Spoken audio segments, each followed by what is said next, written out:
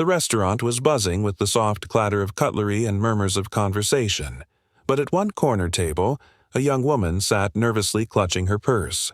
Her name was Emily, and she had exactly $5 inside, just enough to cover a cup of coffee or maybe a slice of pie if she stretched it.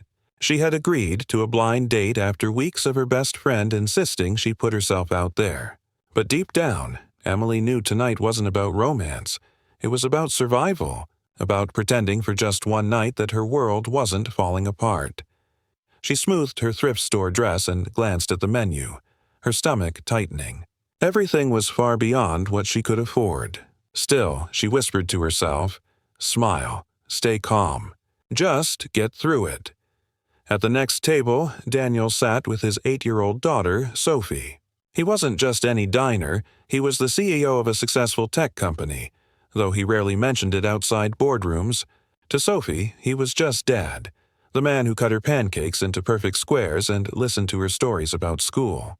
But tonight, Daniel's attention kept drifting to the young woman alone at the table beside them. He noticed how she pretended to read the menu but closed it quickly every time a waiter passed. Minutes later, Emily's date arrived. Tall, sharply dressed, and already checking his phone, he slid into the seat across from her without even making eye contact. "Sorry, traffic," he muttered, still typing furiously. Emily forced a smile. "That's okay." When the waiter approached, her date ordered a steak and a glass of wine without hesitation. Then he looked at Emily. "What about you?" Her hands trembled. I'll just have water, please."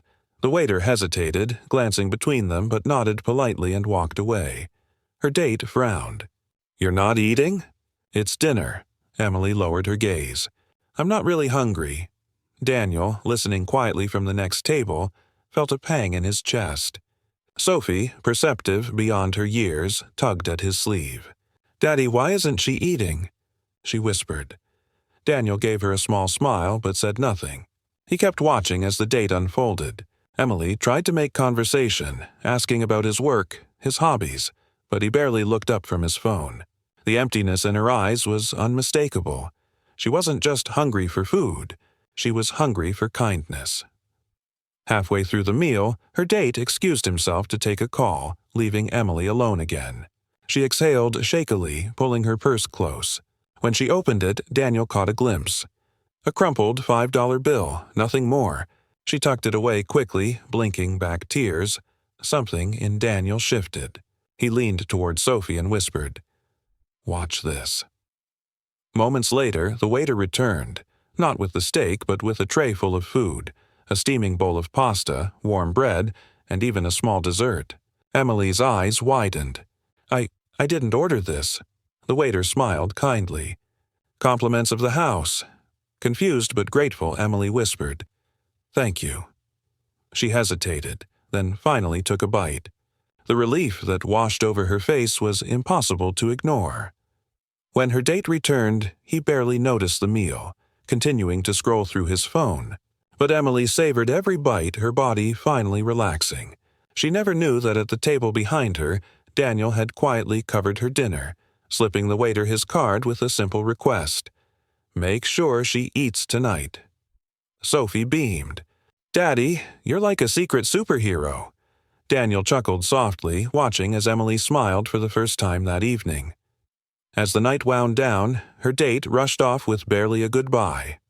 Emily sat for a moment, staring at the empty chair across from her. But instead of feeling abandoned, she felt strangely full, both in body and spirit. When she finally rose to leave, she glanced around the restaurant, her eyes briefly meeting Daniel's. He gave her the smallest nod, almost imperceptible. She didn't know his name, his story, or that he was a CEO. All she knew was that someone, somewhere, had seen her and cared, and that was enough.